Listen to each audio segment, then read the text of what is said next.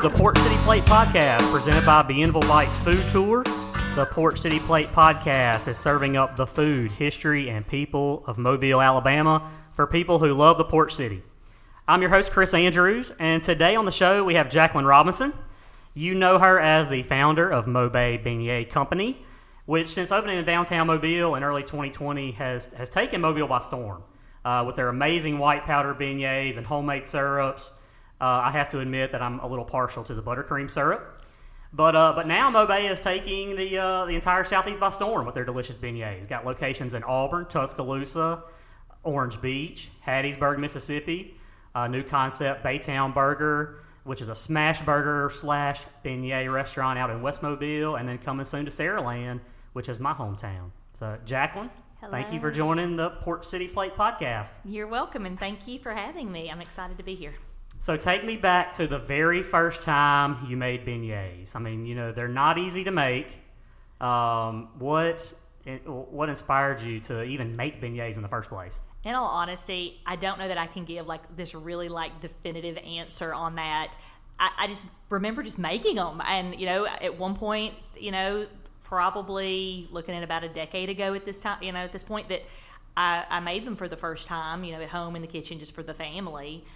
The most vivid memory I have is a Christmas that I made beignets, and it was everybody was home for the holidays and that kind of thing, and I paired it with some raspberry syrup, and I just remember, even then I thought, this is really great, and I think it even crossed my mind that, too bad you can't get these anywhere really but Louisiana.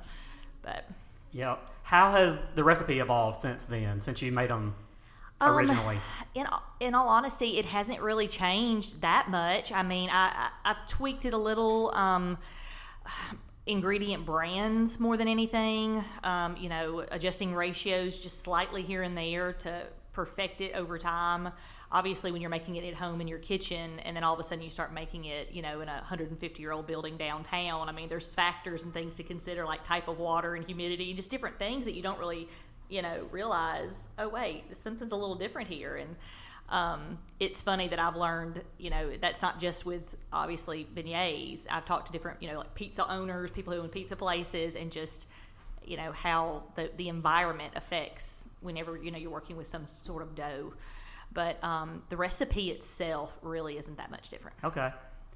I remember the first time that I had your beignets, it was at an event at Rennie's Honey Butter in West Mobile. And I remember you came in, I can't remember what the event was, but you came in with a whole tray of beignets and some syrups. Oh, yeah. And I remember thinking that, man, these are really, really good. Yeah. And those were probably not even fresh. No, yeah. Not fresh out of the fryer at that time. No, they wouldn't have been. And speaking of Rennie's Honey Butter, don't we all just love Meredith?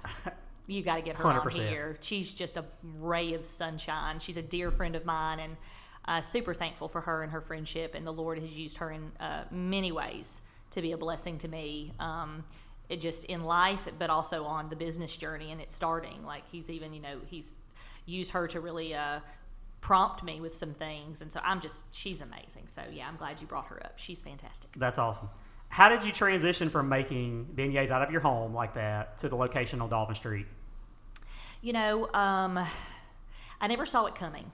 I will say that. I never saw that happening. I never even saw myself as owning a beignet place at all. It was just something that I did very just occasionally, because it's not a quick let's whip up some beignets. It's really not that simple. You kind of I would have to be in the mood to do something that in depth back then. But it wasn't until the Lord gave me the idea to start putting my mix together in bags and my syrup in jars and selling it that way as a fundraiser. As if you've ever read the story of Mo'Bay that hangs on the wall of every location, I talk about how that's how it really starts. And even at that point, it wasn't in my mind that I'm going to eventually open up a brick and mortar, like a cafe, for people to come to and enjoy these hot and fresh. But it was, September of 2019 that transition of me realizing that that's actually what the Lord was calling me to do, was to open a place in downtown Mobile and serve these to the community. And so it was a huge leap of faith. I know friends and family thought I was crazy. Hey, I thought I was crazy. But here we are, and it doesn't look so crazy now. Yep.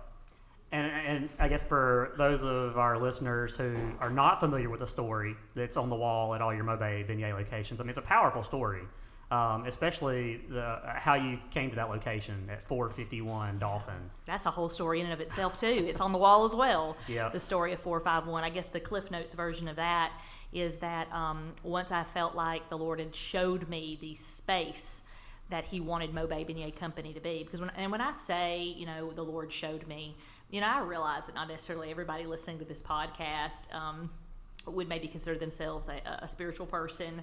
But, just like the scripture that I have on the bags and the cups at Mo'Bay, Psalms 34:8, taste and see that the Lord is good. Blessed is him who puts their trust in him. And so I've had that experience with him. I've had that experience with the Lord where, I've tasted and seen, and I've put my trust in him, and it's paid off through him directing me, guiding my steps.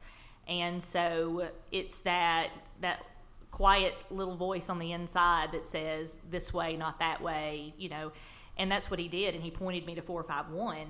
And so when I went to the planning department downtown, right there by Mardi Gras Park, and they informed me, this place has got to be brought up to code and all, just negative. And I thought, this is going to, a lot more money, a lot more time. And I remember sitting there going, Lord, are you sure that 451 Dauphin Street is where you want Mo'Bay Beignet Company to be? And I pulled out of my parking space and pulled up to the light at Government, and right in front of me, I sat there in shock for a second, but thankfully had enough, I was aware enough of what was happening to grab my phone and take a picture. The car in front of me had this little sticker on its back window, which I've got a picture of it on the story of 451. It's the numbers 451 sitting on the back window of this car. And I thought, does this ever even happen in life that you literally pray, is 451 Dauphin Street where you want your business to be? And within 60 seconds, I'm looking at the back of a car that has those exact numbers of all the seconds. 30 seconds later that I pull out of my space. 30 seconds later, just at that. And I thought, there's my answer. But the really, really cool part of that story, that's not cool, that's super cool, is when a couple of days before grand opening, when Lynn Oldshoe, she does the page Our Southern Souls on Facebook. She came in to interview me before I opened, and I told her that story. Well, she shared it in her story on social media, and a local woman saw it, and she commented, and she said that sticker 451 was for Officer Stephen Green, who was actually killed in the line of duty as a Mobile police officer 7 years ago this week, the week of your grand opening, which gave me chills. And in all reality, it was a very significant thing for me, because I had been a professional photographer for 15 years, and our last two fallen officers, Officer Justin Billa and Officer Sean Tudor, I had been the one who photographed their funerals. So it was very surreal for 451, the sticker, the number, all these things to have connected back to a fallen officer. And then for my grand opening to have been the week of his passing, it was just, I don't know, it leaves you kind of speechless in that moment, and you just feel like the Lord is somehow tying a lot of things together. And then several weeks later, on February 25th, our first Fat Tuesday, that would have been Officer Stephen Green's 45th birthday. And I reached out to his widow, and I explained my story with 451 and asked her if she would mind if I shared the story. So that's what I did that day for Mo'Bay Social. Instead of talking about Fat Tuesday, I talked about Officer Green and shared the story of how we came to be in this building and how, in a really unique way, he was used to kind of point me there. And it kind of took off and went viral. And the next thing you know, Mayor Stimpson's sharing the story, and he's proclaiming February 25th as Beignet Day in the city of Mobile.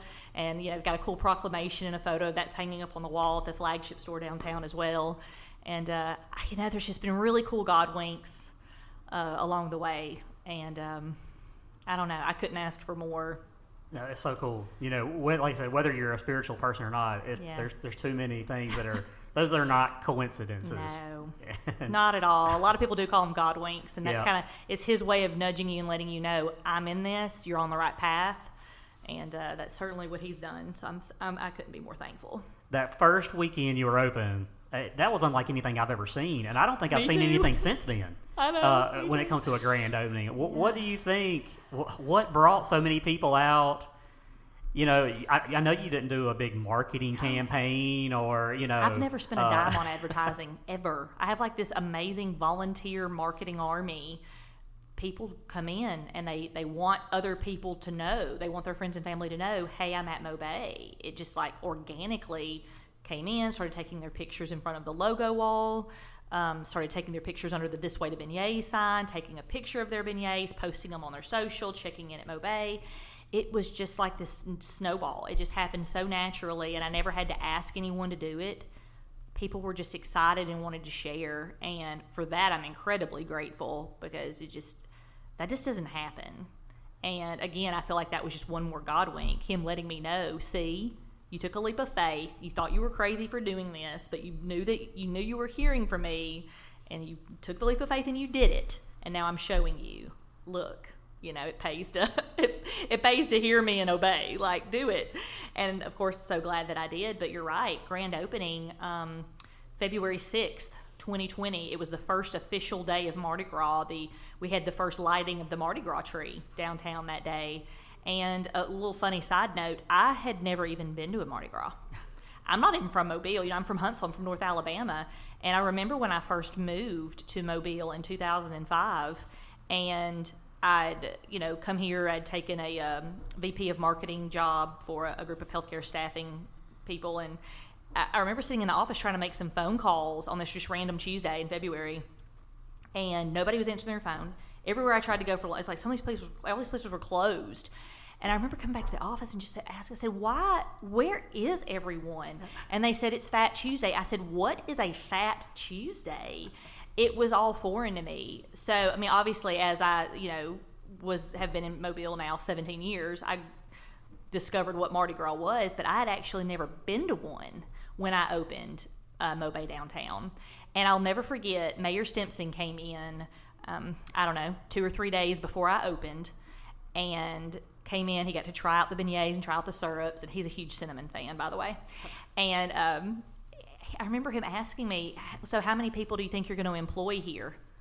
And in all seriousness, I said, I don't know, maybe 5, maybe 6. I may run my register. Like, in my mind, I'm opening this cute little, mom and pop beignet cafe downtown, just real laid back. I didn't see February 6th coming with a line out the door stretching down Dauphin Street. And we started with 1 fryer and 1 spoon and 1 bowl, and we had waits up to 3 hours. And I remember going, oh, what has just happened? I ran on pure adrenaline for 7 weeks straight. Like, I didn't even know what was happening. It was just put one foot in front of the other every day, and just pray to God. And it's a miracle. You talk about a miracle. That's a miracle that we didn't totally just suck it up, and people didn't go, everybody loved it. And no matter how long they had to wait, or it just, I don't know. It's just magic. I call it the magic of Mo'Bay. I can't even put it into words or understand it, really. No, like I said, and it's not like anything I've seen. I mean, wasn't it like about 50,000 beignets or something like that? Oh, it was insane. Yeah, I think we hit, I want to say we hit close to 100,000 beignets sold in that first 2 months, like right before COVID. I want to say we hit that number. I mean, don't quote me on that. I'd have to totally go back. So much has transpired since those days, but it was crazy. That line was every day, all day. It never really stopped. It's funny. I remember right before grand opening, when the news started posting it, and I was in my living room, and somebody got my attention. They're like, "Hey, Mo'Bay's on the news," and I looked, and it was like on their segment of announcements, things happening, and they were announcing the grand opening of Mo'Bay, and I was like, why is the news talking about this? Like, why do they care about, and then I made a Facebook event, like, to invite people to come to grand opening, and it had like over 4,500 people saying I'm going. And I was like, oh my gosh, everybody stay calm. Stay calm. There's not enough beignets. What if all these people actually show up? Like, what are we supposed to do? I started realizing getting up to the grand opening that it was going to be busy, but I still didn't see how big it was actually going to be. So, here we are. And then COVID. So, and I hate asking the COVID question because it feels so cliche. But I mean, for you had just opened up a brand new business. Yeah. You're already scared to death, and then all of a sudden you're being told you got to shut down. Yeah. What were you thinking through those few months? So many people were worried, and so many people were worried about me and Mo'Bay. Like Mayor Stimson, even, during the COVID shutdown, I was a part of a group of women that we started this thing called Light It Up Mobile. I don't know if you heard about that or were part of it, but, we were organizing all of these at hospitals, people to go park in the parking lot to pray for our nurses and the doctors and COVID people. And so I was doing this Light It Up Mobile thing, and we went to the mayor's office to talk about all that. And one of the first things he said was, how are you? I've been more worried about Mo'Bay during this whole shutdown than anybody else. And I don't know I'm sure he was worried about a lot of people, but but it was just the newness. I had only been open for 7 weeks, and then most people couldn't survive. Most businesses couldn't survive. And if we had not had the insane level of business that we had for that first 7 weeks, we would have. Mm-hmm. But we did, and thankfully, we didn't just survive, we thrived. And the break, though the circumstances surrounding the COVID shutdown are so unfortunate, it was a much-needed moment for us to be able to push the pause button and go, okay, what just happened? Tsunami of success. How do we set ourselves up to be better, do better, all of these things, once we open back up. Like, okay, well, we obviously need another fryer, and we need more bowls, and we need more spoons, and just to really rest for a minute, because I had not rested. And I was really hitting that point of like, okay, nervous breakdown, I can't keep going at this pace.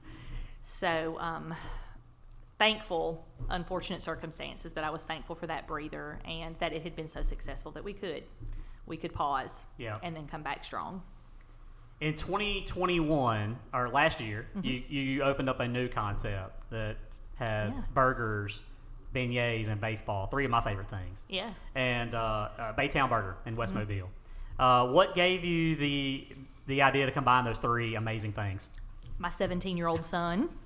So last July 21, we were on vacation in Destin, and my 17-year-old said, so when are you going to open me a cheeseburger place, Mom?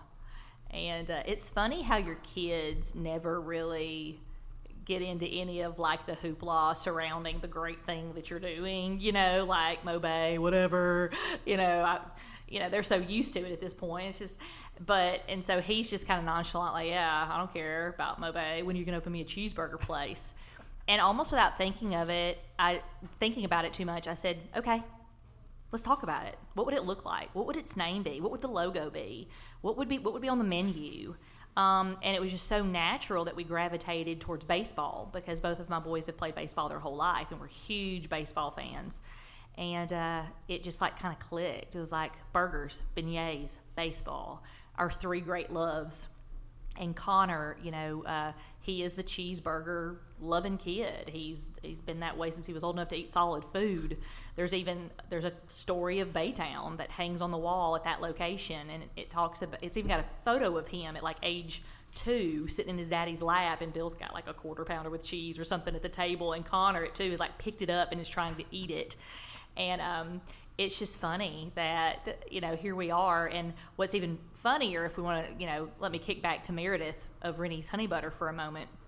Back in 2019, her and myself and another friend named Janet were sitting in my photography studio. And we'd gotten together just to chat, and we prayed for each other. And after we prayed, Meredith had something really weird to say.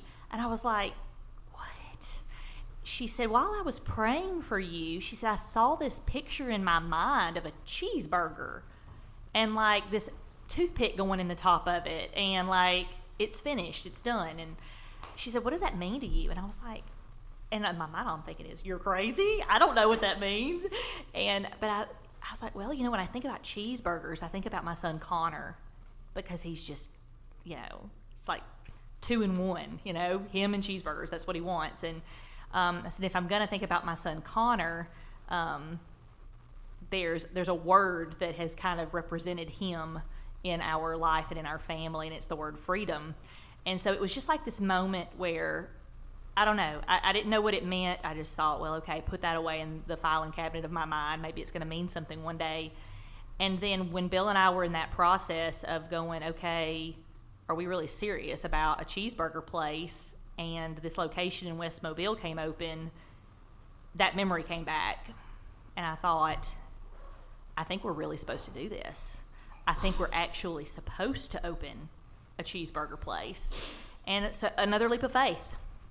We did it. We stepped out on faith and opened it up and branded it with everything baseball, everything, Mobile, specifically baseball, whether it's West Side or local schools, high schools, some of the greats, your Hank Aaron's and your Satchel Pages, and even some of, the current MLB stars. Like right now, is Mobtown Burger Week, and they asked us to be a part of it. So I reached out to Bubba Thompson, McGill-Tooling grad, who now plays for the Texas Rangers, and I said, hey man, I think we should collaborate. I want to give you a burger, because he already followed like my social pages, Baytown's, Mo'Bay's pages, and I knew he had been in. I had plenty of people tell me he'd been into Baytown, and so I thought, okay, he's a fan.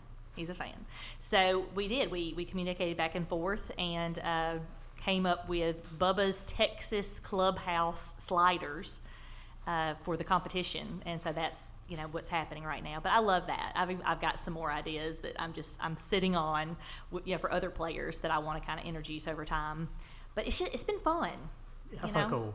Yeah. I love that. You mentioned Smalltown Burger Week, and on the Port City Plate Facebook group, we were talking about it being Burger Week, and somebody just commented this morning that they had Bubba's Burger at Baytown Burger, and so it's very cool. I got to get out there, because that looks like that was one of the ones on the list that really stood out to me. It's so and different. Maybe because I'm a baseball fan a little bit, but sure. That may have something to do with it. But that's sure. really cool. But it was, and like I told my team when we went into that, the creation developmental phase of actually doing this burger for this competition, I said, just the fact that it's not what you would think for like a regular burger, like one patty or whatever, multiple stacked patties and a regular, bun. Like we're actually creating a club sandwich, but we're using mini smash burger patties, like slider size burger patties, and stacking them that way. So it's not what you would think when you think of like a burger. It's just so unique. And I said, who knows? It may disqualify us. Like somebody may go, well, that's not really, what you think about when you think about a burger.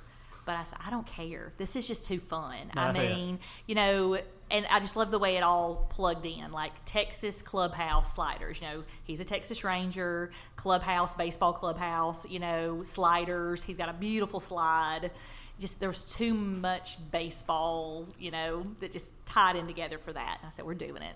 Y'all did a great job with that. Thank you. And my favorite thing about Baytown Burger is the Mobile store, the downtown location. Mm-hmm. You've got the pictures of Mardi Gras and the Excelsior Band, and it just feels so Mobile. Yeah. The history of Mobile. Mm-hmm. But the Baytown Burger location, Mobile already has such a rich history of baseball, more Hall of Famers than any other city outside of New York and Los Angeles. Mm-hmm. You mentioned Hank Aaron and Satchel Paige, but what's really cool is the students from Faith Academy and the local baseball players, the players who, they're the ones having the most fun, the Little League players, and y'all feature those on some of the tables and stuff. Yeah, and on the that's wall. my favorite part about the Baytown Burger and the decor there. Yeah, I loved, and that was a big thing to me, that I wanted the community to kind of feel like, I wanted them to feel like it was theirs. And so, on the Mobile Baseball Wall of Fame, there's a whole wall that's just got photos from T-ballers to high school players of like their 4x6 picture of them playing baseball, and they've autographed it, and we've put it up on the wall. And it's just so awesome to see people come in and be surprised when they see their picture on a tabletop. Or, I love that. That's cool. Well, I got a little T-baller that's actually in the studio with us here today, and we may have to get him out there with get his picture on the wall and autograph it. Yes, and we need a photo of that, of him doing that for sure. You've got a new location coming soon to Saraland, which is, according to the analytics of the Port City Plate podcast, is the second place in cities who listen to the Port City Plate podcast. That may have something to do with me being from Saraland. Yeah. But so I think a lot of people will be interested in the new Saraland location. Yes. What do y'all have going on? So 711 Shelton Beach Road, it was formerly the shop around the corner. It's actually been several things throughout the years. I had a woman reach out to me, and I think it was originally her grandparents' home, I believe is what she was telling me. And that location is, I think, a little bit of a jewel to the Saraland community. Somehow it's just like gold, It's a house that's, got a nice little wraparound porch. It sits on about 3 acres, and it's nothing like what you would think where we would go next, as far as not the city. Saraland makes sense, but the actual building. But the truth is, what I'm doing there is what I wanted to do for the West Mobile community. I just couldn't find the place. I couldn't find the land, the appropriate location, but I do have hopes of maybe it happening for West Mobile one day. But so what we're hoping is that it's going to create a place for the community to gather.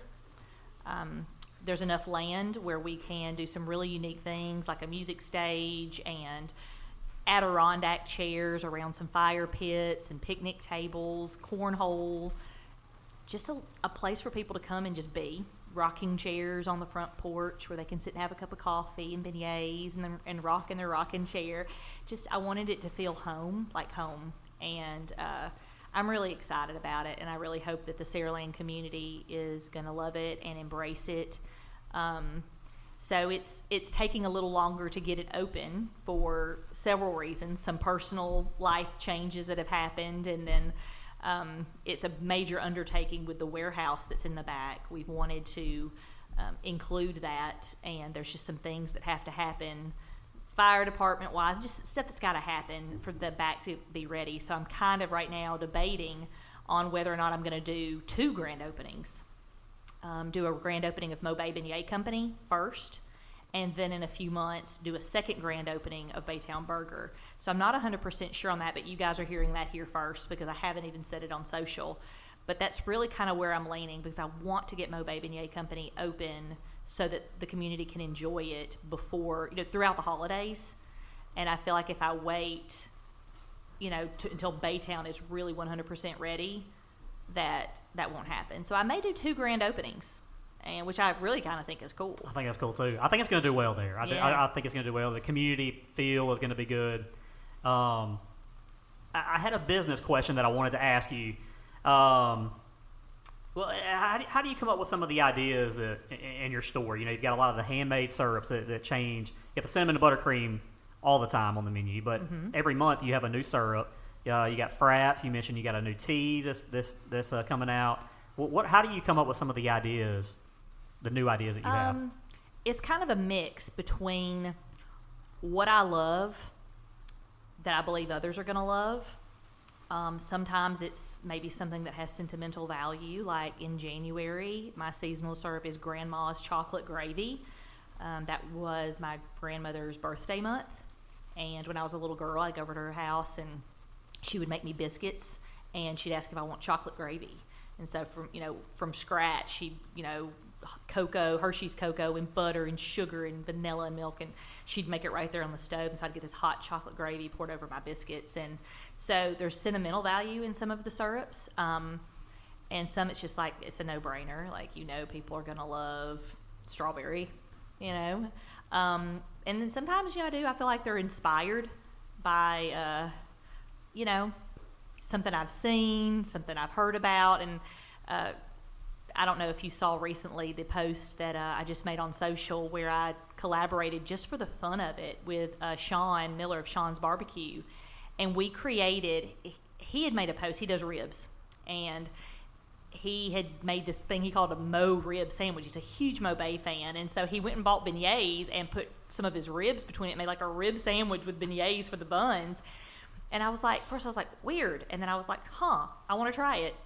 And I got to thinking, I was like, but it's got to have a syrup. It's got to have, and I was like, but it's got to be sweet and savory. And we literally combined my buttercream syrup and his barbecue sauce, and I'm telling you, it's fire. It was fantastic.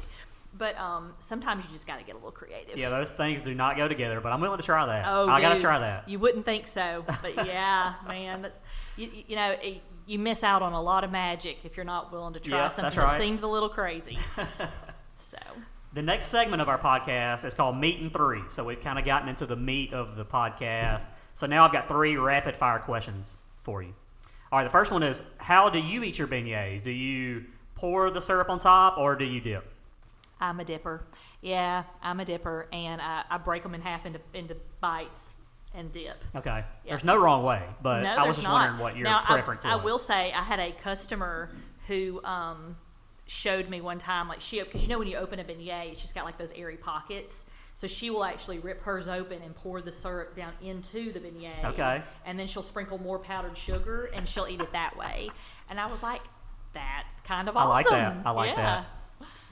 What's been your favorite memory so far? I know you've had a lot of notable people come through. You've had some politicians come through. So you mentioned Bubba Thompson. So you've had some notable people Governor come through. Ivy. Yeah. She loves buttercream. She's a buttercream. All right. She sent me a letter talking about my buttercream. No lie. I've got it on the wall of Mo'Bay downtown. Huge buttercream fan. So that was pretty cool. Regardless of your political whatever. I mean, if you got the governor of your state showing up and talking about one of your products and sending you a letter, you're like, oh, okay, that's a pretty cool moment. But yeah, I mean, if I had to nail down one moment, I mean, there's no way I don't get to go back to February 2020, grand opening Mardi Gras month. And I remember, here we go. I told you at some point I would cry. Thanks, Chris.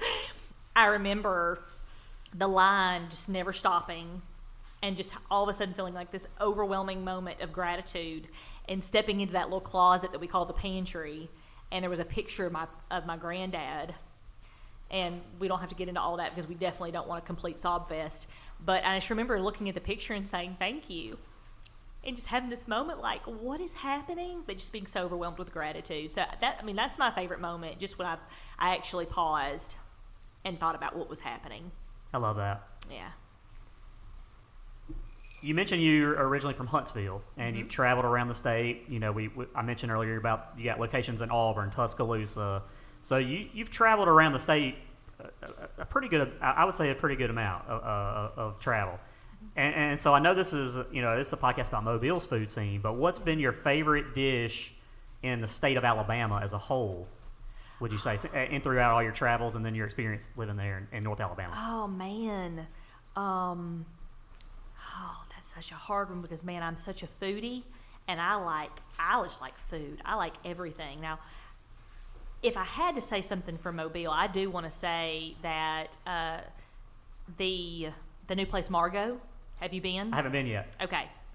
The filet mignon is phenomenal. Like his steak and the carrots and all that he does there, it's just a unique everything. The flavors, it was phenomenal. So I definitely want to give that local spot a shout out. But there used to be this place up in North Alabama. It's still there, but I think they're just down to like maybe one little hole in the wall kind of spot. It was called Clementine's, and she had this amazing fruity chicken salad. Oh my gosh, I miss it so much. That would probably be number 2 if we're going to step outside of Mobile. Okay. The next segment of the podcast is called Chris's Dishes, and this is where I talk about the best dish that I've had in the last week. And the best dish that I've had in the last week was from La Floriditas, the Cuban speakeasy downtown Mobile, in the Trustmark building. And I had the Hemingway Bowl. And the Hemingway Bowl it's a bowl of barbacoa meat with rice, black beans. It's got some sliced avocado on it.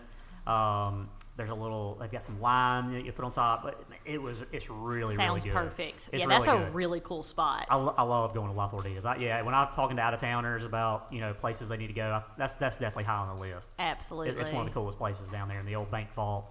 But what is the best dish that you've had in the last week or so? Let's see. Well, I was just in New York City.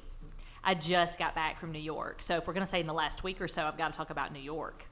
And there was a place called Los Tacos. Now everybody's going to want Mexican. Whatever day this airs, everyone is literally going to go eat Mexican food. Taco Tuesday. What you just talked about and what I'm about.